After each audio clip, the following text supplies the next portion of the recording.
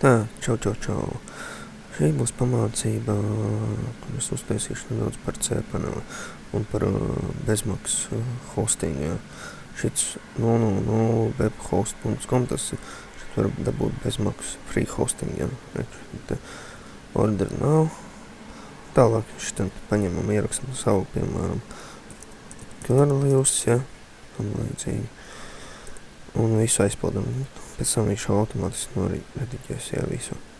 Un parādīs, kas kaut kā par šitam nav jāmāc.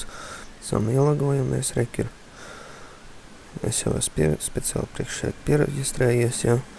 Tad go to cPaneli.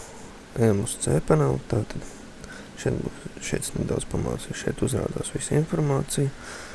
Tā, pirmais, kas būs jāizdara, tad ir jāizveido PHP MyAdmin datubāzi, ja.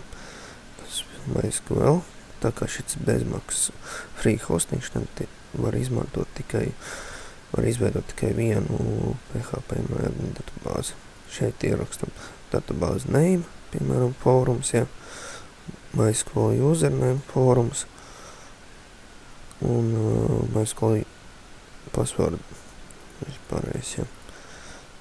Man jau tas izdarīts. Ejam atpakaļ un uzspiežam uz.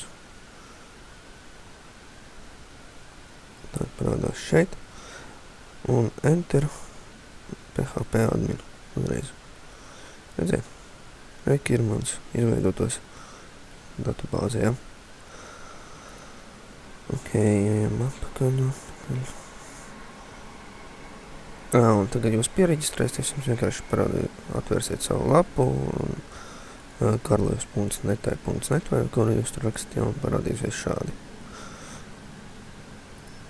Tātad, piemēram, lai ieliktu datus, ir liktu datus iekšā jāraksta file manager.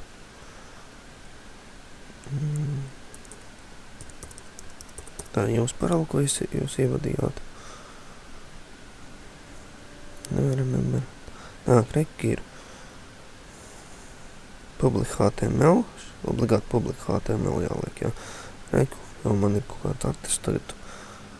Un obligāti, tā kā jūs liekt, jums ir jāliek nevis RAR formātā, bet zip file formātā, jā. Ja jūs ejat caur FTP, reku, man jau metās, jā, fórums. Tad šeit var vienkārši mapīti ievilkt tā iekšā un visu. Un tad viņš sāks uzreiz uploadot visu. Tā, kas tad vēl te bija? Vēl. Tas, un FTP kontu viss mums viņu uzreiz iedosim automātiski visu to te lietotāju vārdu rediģē. Tas tā kā pagaidām viss. Pēc tam jau tālāk es rādīšu, kā tieši likt virsū instalēt fórumu un visu pārējo. Un tieši uz free hostingu.